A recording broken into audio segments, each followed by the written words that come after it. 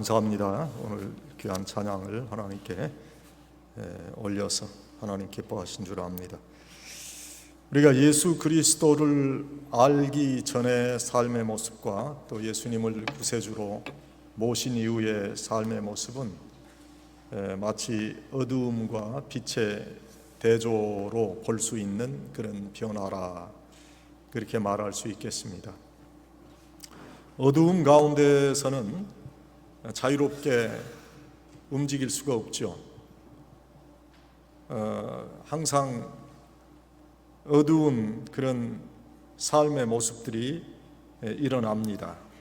남을 모해하고 비난하고 흉보고 인격을 헐어내는 그런 일들이 일어납니다. 그러나 빛의 사람으로 행하게 될 때는 착함과 의로움과 진실함이 역사된다 하는 거예요. 잠시 동안에 빛의 자녀인 하나님의 백성들이 어려움을 겪을 수도 있지만 하나님께서는 정금과 같이 어려움을 이길 수 있는 그런 믿음으로 역사해 주십니다. 또 새롭게 인생에 대한 안목을 주시기도 합니다. 오늘 본문의 말씀은 빛의 자녀들처럼 행하라, 그런 말씀을 우리에게 주시고 있습니다. 빛의 열매를 맺으라고 하시며, 빛의 열매는 모든 착함과 의로움과 진실함이라, 그렇게 말씀해 주셨습니다. 선하고 착한 모습으로 살고 의롭고 진실한 사람이라 칭함을 받는 그런 크리스찬들이 되어야 될 것입니다. 근데 요즘은 크리스찬들은 다 착하다고 하는 그런 인식이 좀 없어진 것 같아요. 크리스찬이라고도 하는데 악한 사람도 있고, 또 의롭지 못한 그런 모습을 보이는 그런 사람들도 있고, 또 진실하지 못한 그런 크리스찬이라고 하는 그런 사람들 때문에 주님의 영광이 너무 많이 가려지지 않는가, 그렇게 생각합니다. 에베소서는 믿음으로 얻는 구원에 대한 말씀을 주시는 그런 바울 서신입니다. 행함으로 구원 얻는 것이 아니라 믿음으로 의롭게 되고 그 믿음으로 구원 얻는다 하는 말씀을 아주 간략하게 그리고 정확하게 기록해 주신 그 말씀이 바로 에베소서예요. 그런데 에베소서에서 그 말씀을 주시는데 이 바울 사도가 이 뒷부분에 빛의 열매를 맺으라, 이런 말씀을 주시는 거예요. 이 말씀은 행함으로 우리가 구원 얻는다 하시는 말씀이 아니라 믿음으로 의롭게 된 하나님의 백성들이 반드시 삶의 모습에 있어서 이런 빛의 모습이 있어야 된다 하는 그런 말씀이에요. 이것은 크리스찬들의 의무예요. 우리가 빛의 자녀로 사는 것은 크리스찬의 의무예요. 그런데 그 의무를 소홀히 여기는 그런 사람들 너무 많아요. 저 사람이 목사인가? 목사라 불리울 수 있나? 저 사람이 교회 집사님이라 불리울 수 있는 그런 사람인가? 권사? 저 사람이 어떻게 권사가 돼? 이런 평가를 우리가 받아서는 안 되는 거죠. 예수님께서 우리에게 너희는 세상의 빛이다, 세상의 소금이다, 그렇게 말씀해 주시지 않았어요? 예수 그리스도를 온전히 믿고 의지하는 사람들은 빛과 같이 밝고 맑고 투명하고 또 능력이 나타나는 그런 삶의 모습이 있어야 되는데, 무언가 어둡고 침침하고 능력이 역사되지 못하는 삶의 모습을 보이게 된다면 우리는 우리의 믿음을 한번 다시 생각해 봐야 되는 거예요. 빛은 밝기도 하고 또 투명하기도 합니다. 그 빛은 동력원이 돼요. 예수님께서 우리를 세상의 빛이라 하신 데는 그는 아주 깊은 의미가 그 말씀 속에 담겨 있다고 생각을 해요. 우리가 별 볼 일 없는 그런 사람 같지만 빛의 자녀가 되면 놀라운 그런 역사를 일으키는 그런 사람들이 된다. 빛은 동력원이 되잖아요. 그래서 지금 그 태양 전지를 이용해서 태양력을 이용한 그런 많은 동력원들이 있잖아요. 우리 크리스찬들도 정말 빛의 자녀가 된다면 이러한 능력을 나타내는 그런 사람들이 될 수 있다. 예수님께서 우리에게 서로 섬기고 사랑하라 그렇게 사랑의 교훈을 주셨는데, 사랑하고 섬기는 사람이 되게 되면 빛의 열매를 맺는 사람으로서의 능력이 나타나게 됩니다. 사랑을 하는 사람들은 나이가 적든지 많든지 표정이 밝아지고 예뻐지지요. 사람은 사랑하면 건강해지고 예뻐진다고 그래요.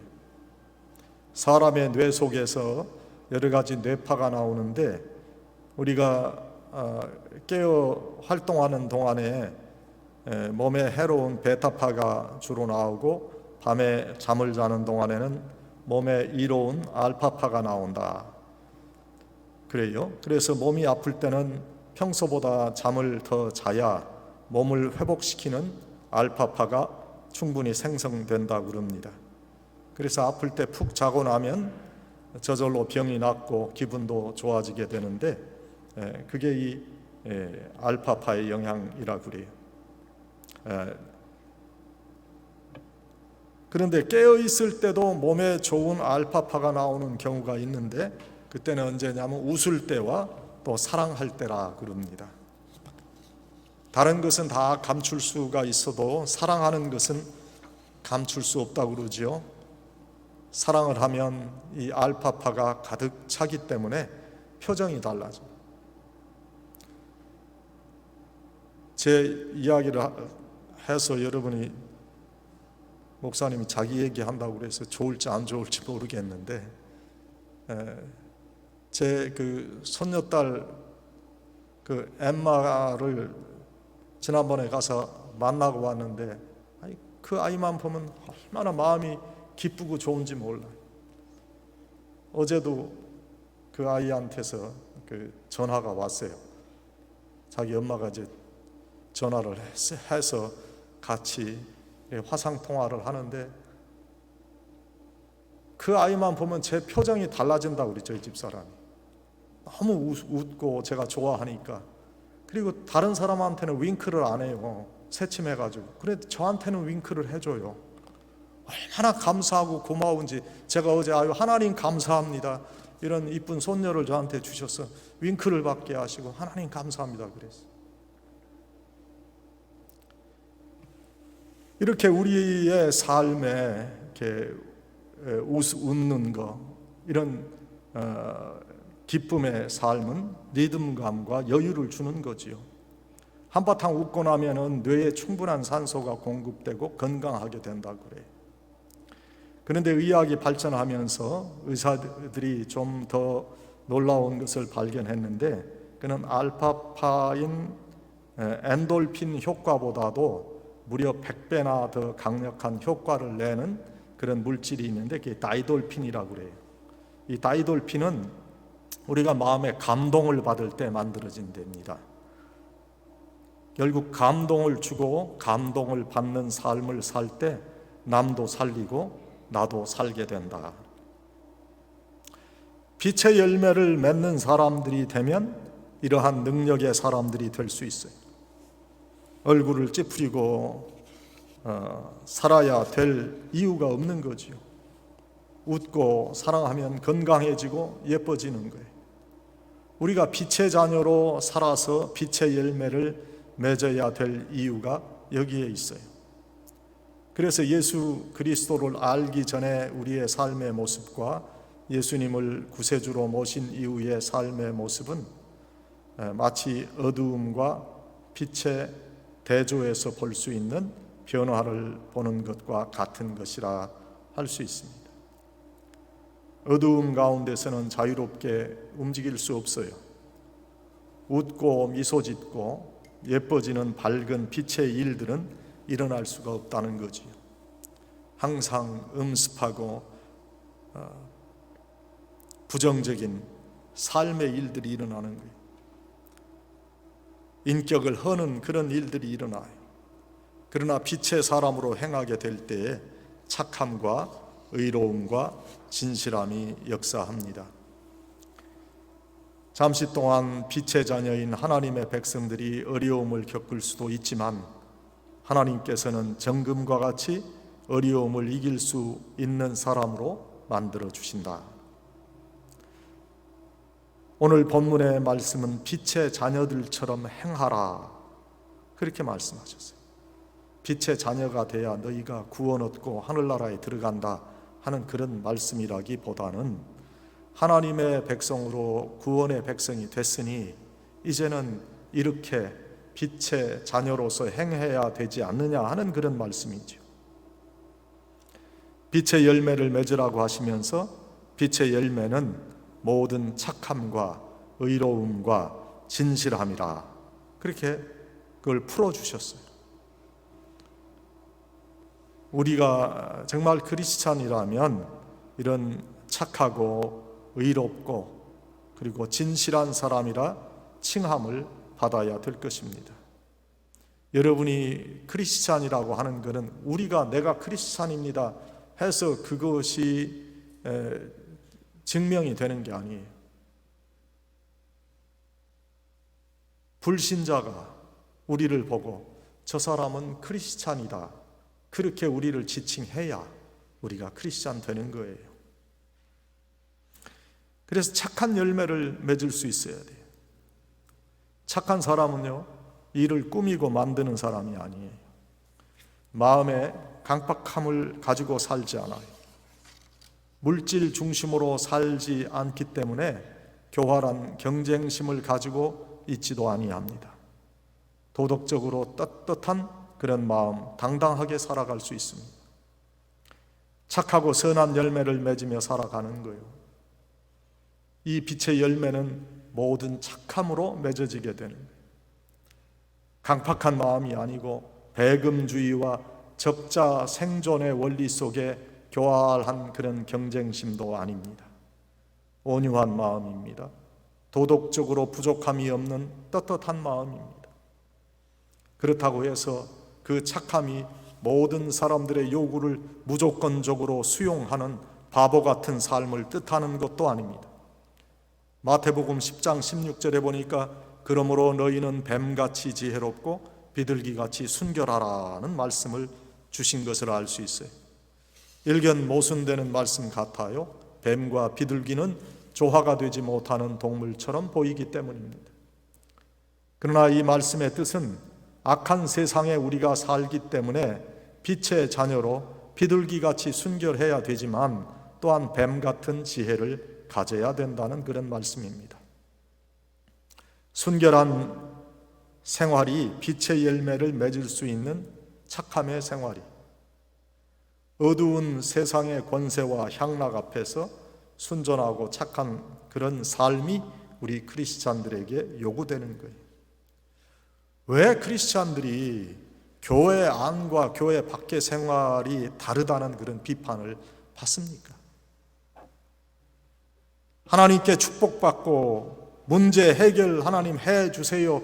그래서 크게 내가 하나님 앞에 기도하고 내 입을 벌리며 하나님 앞에 나아가는데 그 기도하는 그 입으로 주님과 같이 순결한 삶이 내 삶의 현장에서도 이루어지게 해 주세요 하고 기도해야 되는 거예요. 예수 그리스도를 믿고 구원의 사람으로 살아가는 우리는 십자가에 달리셔서 피 흘리시며 돌아가신 예수 그리스도 앞에 엄숙히 서 있는 그런 사람들이에요. 예수 그리스도의 십자가의 죽음과 함께 세속적인 인간의 욕심을 못 박아버린 사람들이라 하는 거예요. 그래서 욕심을 절제할 수도 있고 때로는 욕심도 버리는 그런 착함과 순결한 삶을 살아가는 것이 빛의 열매를 맺는 거예요. 어느 나라의 왕이 백성들이 얼마나 거짓 없고 꿈이 없는 그런 마음으로 왕의 명령을 지키는가 그걸 알기 위해서 꽃씨를 나누어 준다 이렇게 국민들에게 얘기를 했어요. 그래서 꽃씨를 나누어 주는데 실제 꽃씨가 아니라 꽃씨와 비슷한 쇠로 만든 씨앗을 국민들에게 나누어 주고 이렇게 얘기했어요. 자, 이 씨앗으로 가장 아름다운 꽃을 피운 사람에게 큰 상을 주겠다 이렇게 했어요. 근데 여러분, 새로 만들어진 씨앗이 꽃이 피겠어요? 물을 주고 햇볕에 내놓고 비료를 주어도 꽃이 피지를 않지요. 그래서 어떤 사람들은 다른 꽃씨를 구해서 심기도 하고 그래서 수단껏 아름답게 꽃을 가꾸었습니다. 드디어 왕이 꽃을 보기 위해서 행차를 한다 그랬어요. 많은 사람들이 왕으로부터 큰 상을 얻기 위해서 아름다운 꽃을 가지고 나와서 왕 앞에서 자랑을 합니다. 그런데 그 중에 한 소녀가 빈 화분 들고 울면서 서 있었어요. 왕은 아름답게 핀 꽃 사이에서 슬픈 얼굴로 울고 있는 소녀를 대하고 번쩍 안아서 왕궁으로 데려다가 큰 상을 주었다 하는 이야기. 그렇습니다. 순결하고 착하게 살아가는 사람은 세상이 알아주지 않아도 하나님의 상급을 얻을 수 있는 거예요. 순결하고 착한 사람으로 살아가야 돼요. 요즘은 정말 강팍한 크리스찬들은 많은데 착한 크리스찬들이 없는 것 같아요. 착한 열매를 맺으시는 그런 여러분들이 되기를 축원합니다. 그 다음에 의로운 열매를 맺어야 돼요. 수많은 사람들이 자신의 형편과 상황을 앞세워서 신앙의 양심을 파는 그런 시대에 우리가 있어요. 불의함이 세상을 살아가는 지혜, 요령으로 둔갑하는 그런 세상에 살아갑니다. 그러나 의로운 열매를 맺는 신앙인은 올곧게 살아감이 바른 인생을 사는 방법이라고 생각합니다. 역사의 생생한 교훈은 세상의 이득을 얻기 위해 하나님의 말씀과 양심을 버리는 자들은 세상의 이득도 잃어버리고 하나님의 말씀도 잃어버리지만 말씀을 순종하고 말씀을 따랐던 자들은 말씀이 주시는 의의 축복도 얻고 세상의 축복도 얻었다는 거예요. 의롭게 살아서 의의 열매를 맺어야 하는 거죠. 하나님의 속성에 대해 일반적으로 우리가 이해하는 것은 하나님은 사랑이시라 하는 거예요. 그러나 성경에 나타나는 하나님은 때로는 질투하시고 올바르지 못한 인간의 일들에 대해서 심판하시고 하나님의 의를 세우시는 의로운 분이세요. 하나님의 형상을 따라 지음받은 우리들도 인간의 삶 속에 하나님의 의를 바로 세울 수 있고 의의 열매를 맺어야 돼요. 하나님은 공의의 하나님이시고 정의의 하나님이시죠.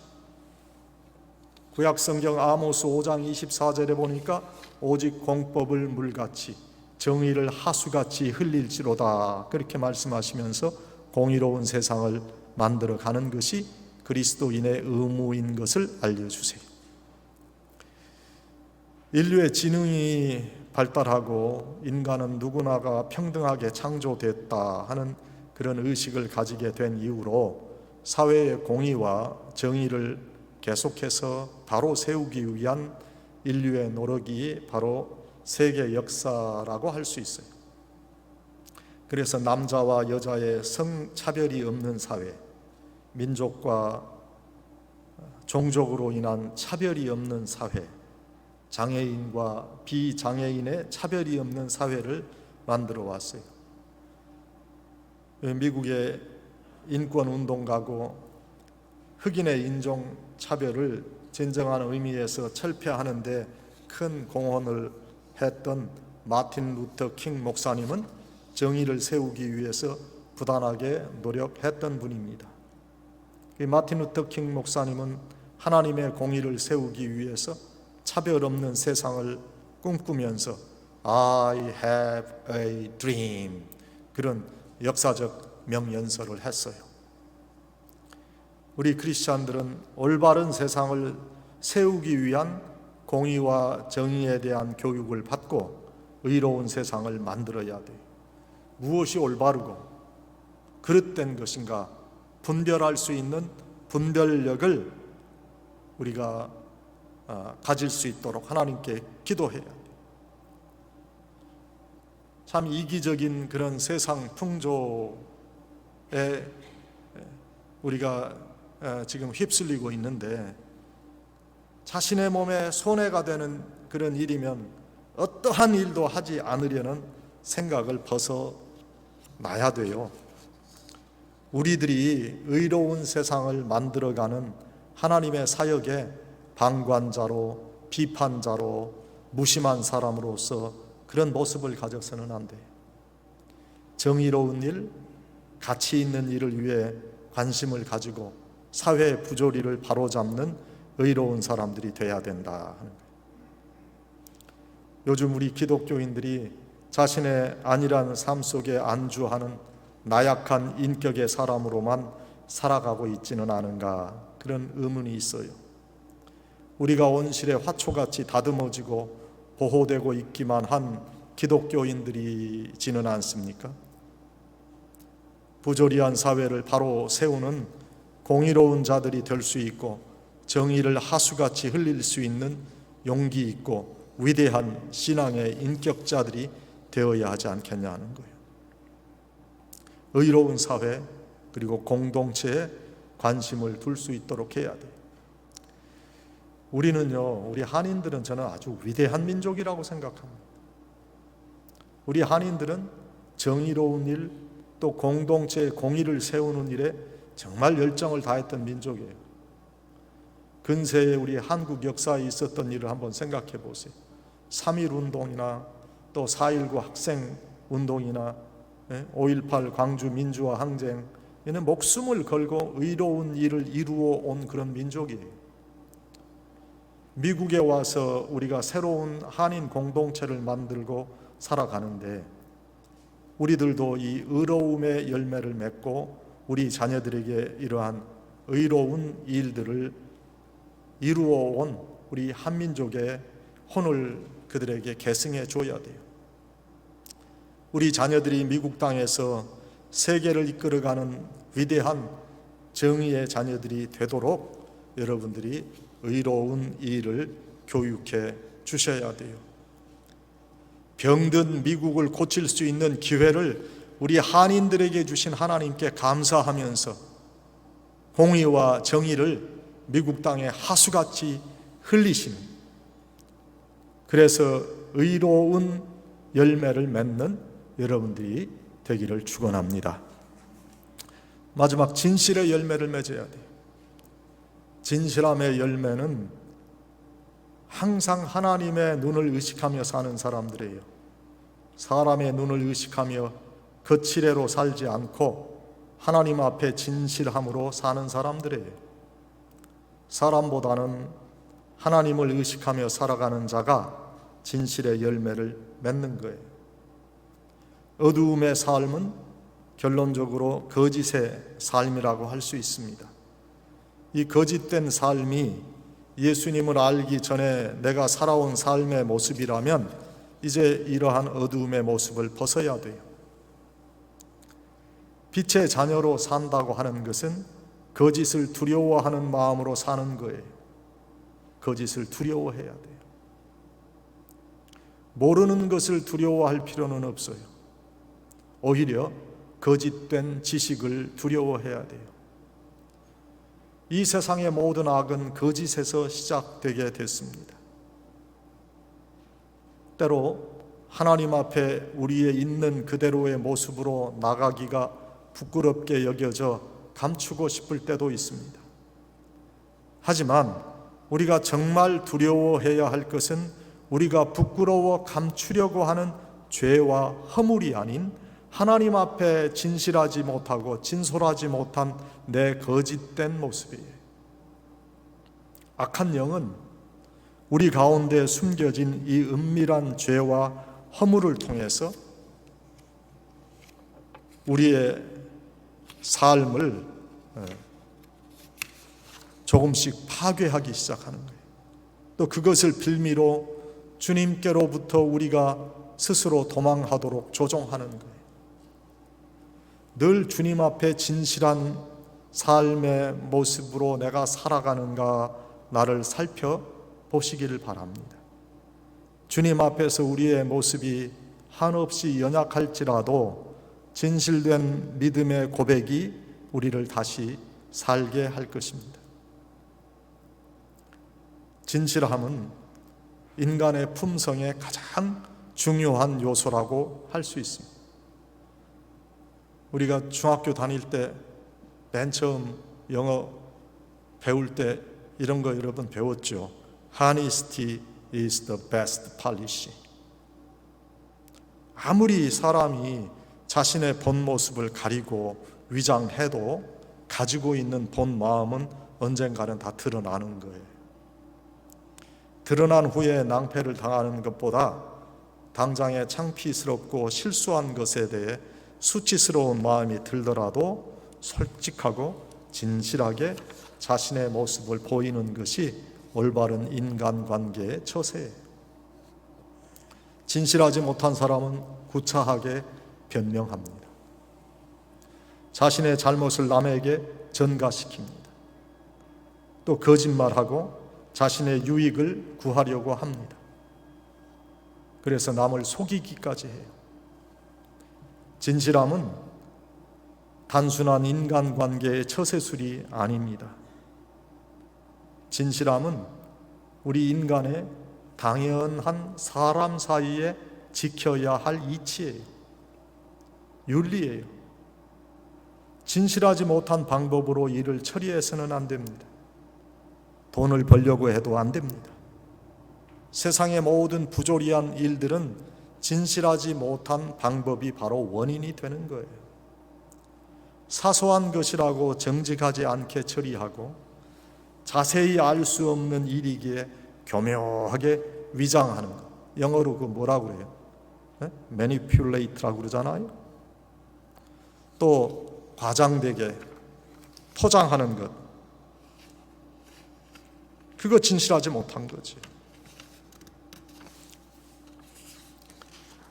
교회 공동체를 비롯한 사회의 정의와 윤리는 인간관계의 진실에 근거를 둬야 돼요. 요즘 우리 주위에 나타나는 가슴 아픈 일들이 모두 진실함의 상실에 기인하는 거지요. 인간은 실수할 수 있습니다. 그러니까 인간이지요. 실수하는 인간을 오히려 인간적이라 말할 수 있어요. 그런데 중요한 것은 실수한 후에 그 실수를 진실하게 인정하는 사람인가 아니면 감추는 사람인가에 따라서 그 사람에 대한 평가가 달라지는 거예요. 우리 미국 대통령 가운데도 실수를 감추려 한 대통령이 있고 정직하게 자신의 잘못을 시인한 사람도 있습니다. 닉슨 대통령 워터게이트 도청 사건 은폐하려고 하는 위선 때문에 결국 대통령직을 중도에 사임하고 말았어요. 그런데 빌 클린턴은 언급하기도 참 부끄러운 섹스 스캔들이 있었지만 창피함을 무릅쓰고 솔직히 인정하고 자신의 임기를 성공적으로 마쳤고 그리고 그의 재임 기간의 지적으로 지금도 많은 강연 연사로 초청받는 모습을 저희가 보는 거예요. 구약 성경에 나타나는 다윗 왕은 자신의 수하에 있었던 우리야 장군의 아내였던 밧세바와 불륜 관계를 가지게 되잖아요. 그런데 나단 선지자의 책망받고 정직하게 자신의 잘못을 인정하고 뉘우치고 회개했어요. 비록 하나님에게 징계를 받았지만 그는 일생 동안 하나님의 도우심을 받으며 행복한 삶을 살았다 하는 거예요. 그렇죠.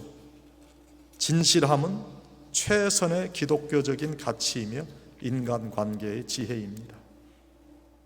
비록 잘못이 알려지는 것이 때로는 수치스럽고 불명예스러운 일이지만은 진실한 사람은 회복이 되는 거예요.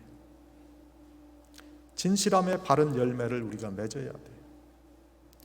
물질 위주의 가치관을 따라 살면서 허황되게 자기 자신을 부풀리고 위장하는 일들은 진실하지 못한 일일 뿐만 아니라 바람직하지 않은 일이죠.